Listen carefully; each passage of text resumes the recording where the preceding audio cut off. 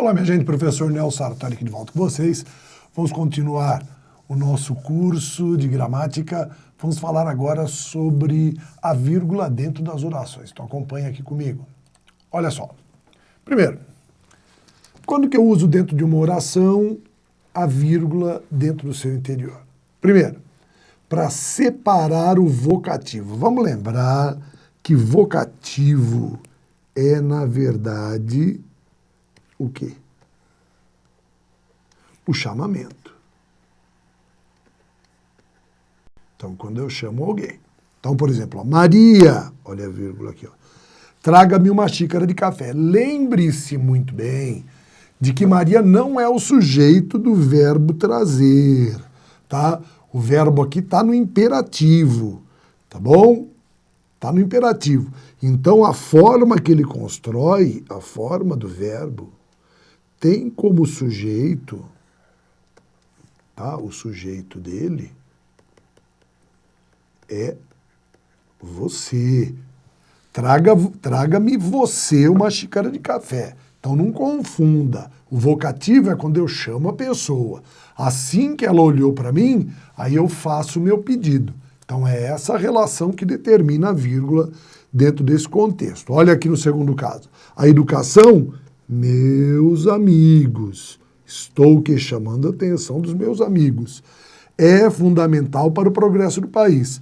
Então eu sempre utilizo a vírgula para separar o vocativo. No caso aqui também de alguns apostos, né? Então vamos só registrar isso daqui. Olha só, nós temos aqui o vocativo, temos aqui o quê? Alguns apostos. Então vamos lá. Valdete, minha antiga empregada, perceba que essa expressão, olha aqui, ó, ela está destacada porque, na verdade, a representação que eu tenho é o quê? Valdete esteve aqui ontem. Tá bom? Valdete esteve aqui ontem. Minha antiga empregada, vamos fazer melhor essa minhoquinha aqui, ó, para destacar bem que esse daqui, que é o aposto, tá? É um termo que foi inserido para dar uma explicação. Então, é importante entender que o aposto sempre vem entre vírgulas, ele pode vir entre travessões, tá? Também fazendo essa função, tá bom? Depois, letra C. Vamos lá, vamos marcar. Separar o adjunto adverbial antecipado ou intercalado, tá bom? Só que veja que a gente chama a atenção aqui de um fato, que é especialmente os longos. Pessoal, quando que a gente chama de longo? De 2 em diante é longo, só que 2, perceba bem, olha só. Chegando de viagem, procurarei por você, chegando de viagem. Ou então, o muitas vezes. Quando que nós usamos? Vejam, 3 é relativamente longo, então a gente usa. 2 é principalmente quando eu não fizer isso daqui e me der ambiguidade. As pessoas muitas vezes são falsas, tá? Se eu retiro as vírgulas, eu digo que as pessoas são falsas, muito, ou seja, e não aquela intenção de ideia de muitas vezes as pessoas são falsas. É isso que eu estou dizendo, que as pessoas são, muitas vezes em sua vida, né? E o que eu estou dizendo é que as pessoas muitas vezes são falsas. Eu estou falando que muitas pessoas são falsas, tá? Então, para não criar ambiguidade e não dizer que elas são falsas, muitas vezes eu estou dando essa interferência, falo muitas vezes, tá? Falo assim, não é que todas as pessoas são falsas, porque senão eu diria, as pessoas são falsas muitas vezes, tá? As pessoas muitas vezes são falsas, tá? Eu deixando no lugar a ideia adverbial de tempo, tá? De tempo, muitas vezes, falou de tempo, fica implícito. Se eu retiro, se torna intensidade, tá? As pessoas são muitas vezes falsas, ou seja, a mesma pessoa é falsa várias vezes. Então aqui, para evitar ambiguidade, quando eu tenho dois, mas não que seja necessário caso não haja ambiguidade, tá bom? Vamos lá. Separar elementos de uma enumeração. Sim, olha só. Precisa-se de pedreiros, serventes, mestre de obras. Eu não enumerei, então eu indico aqui a minha estrutura. Tá bom? Então, uma enumeração.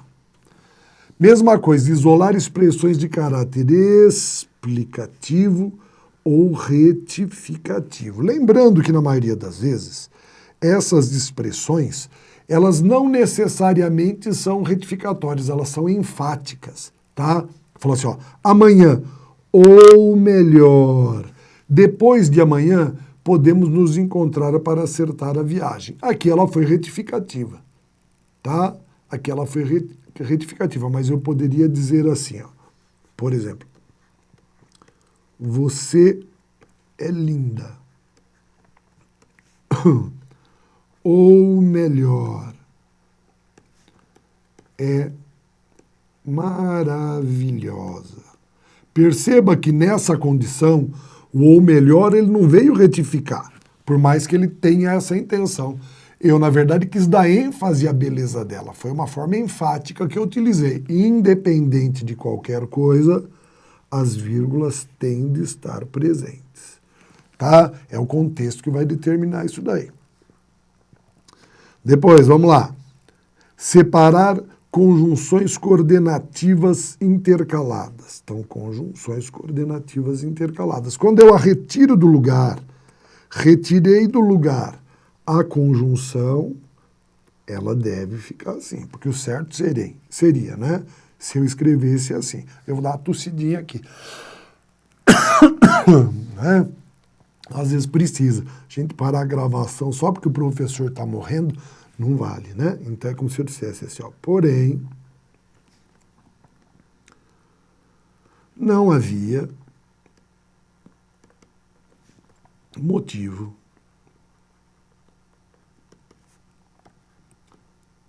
para tanta raiva.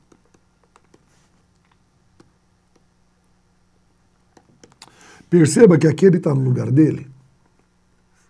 Quando eu desloco para cá, toda vez que eu desloco a conjunção, eu sou obrigado a colocá-la entre vírgulas. Isso não tem jeito. Falei, né? Falou assim, depois senão a gente tem que editar. Eu acho mais legal a gente tossir de verdade aqui, né? Por mais chato que seja. Vamos lá, mais um. Separar o complemento pleonástico antecipado. Minha gente, vamos entender o que é complemento pleonástico. Olha aqui, ó. Complemento pleonástico antecipado. Então vamos ver direitinho. Porque isso daqui já é estrutura sintática. Ó, a mim, ele é o nosso elemento, o nosso complemento. Nada me importa, tá? Pessoal, o que importa? Nada. Então, esse é o sujeito. Esse falou assim, importa a alguém. Ele é um verbo transitivo indireto. Esse me aqui é o nosso objeto indireto. Tá certo? E quem é o mim nesse contexto? Ele se chama objeto indireto pleonástico. Tá? Ele é uma repetição desse elemento. É uma repetição, é uma ênfase que eu dou. Então, eu preciso colocar vírgula. Eu poderia ter um objeto direto pleonástico? Sim. Vamos ver? É como se eu escrevesse assim, ó. O aluguel, eu já o paguei hoje. Esse o aqui tem a função de aluguel, tá? Porque quem paga paga algo. Nesse caso, ele é verbo transitivo direto, o é o nosso objeto direto, e esse cara aqui, ó, é o nosso objeto direto pleonástico. Tá bom? Só para você entender, e não importa, olha só, a vírgula tem que aparecer como apareceu no de cima. Tá certo? Ela faz parte da estrutura. Depois, vamos de volta para a nossa canetinha marca-texto. Isolar o nome de lugar na indicação de data. Então, veja só. Nome de lugar. Então, vamos ver isso daqui. Então, chama a atenção assim, ó, Belo Horizonte. Olha a nossa vírgula. 26 de janeiro de 2001. Lembrando que é obrigatório o ponto final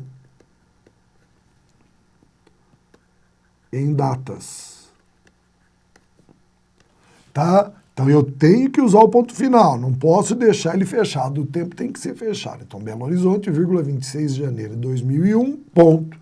Tá? Já aproveito um para poder lembrar do outro. Então é importante. Vamos ver o próximo. Separar termos coordenados assindéticos. Vamos lembrar disso daqui. O que é síndeto? Síndeto igual a conjunção. Se eu digo assindético, eu estou dizendo que sem conjunções. Tá? Então, na verdade, você pode observar aqui, ó como ele repete. São elementos coordenados assindéticos. Ó, lua, lua, lua, lua. O que ele está fazendo? Ele está chamando, tá, a lua. Então, é como se ele estivesse repetindo o vocativo nesse chamamento. Tá? É a mesma coisa se fosse um sujeito. Assim, olha só, são termos coordenados. João, José, Maria compraram um carro. Veja só, são o quê? Elementos coordenados, são sujeitos que eu coloquei aqui e pus a vírgula para separá-los. Então é assim que funciona. Depois, marcar a omissão de um termo. Isso daqui é muito significativo, tá? Normalmente é o verbo, isso daí a gente vai perceber. Mas vejam, ela prefere ler jornais. E eu, vejam a vírgula aqui, ó. Ela representa prefiro ler. Então, essa vírgula, ela representa esse termo aqui, ó, que já foi conjugado aqui por ela e aqui é conjugado por eu. Sujeito eu prefiro ler. Sujeito ela prefere ler. Tá bom? Entendido? Falei, é a forma de funcionamento dessa estrutura para o nosso trabalho. Tá bom? Só para você ver que eu vou tossir, que agora é visualmente, né? Pelo menos já fica feio de uma vez, né? Você não fala, pô, professor tosse escondido. Não, não, o professor passa mal ao vivo, em cores, não é não? Por causa da tosse. É que agora que nós estamos gravando, tá friozinho, né? E para manter o padrão, a gente usa camisa curta e tudo mais, mas aí já viu, né?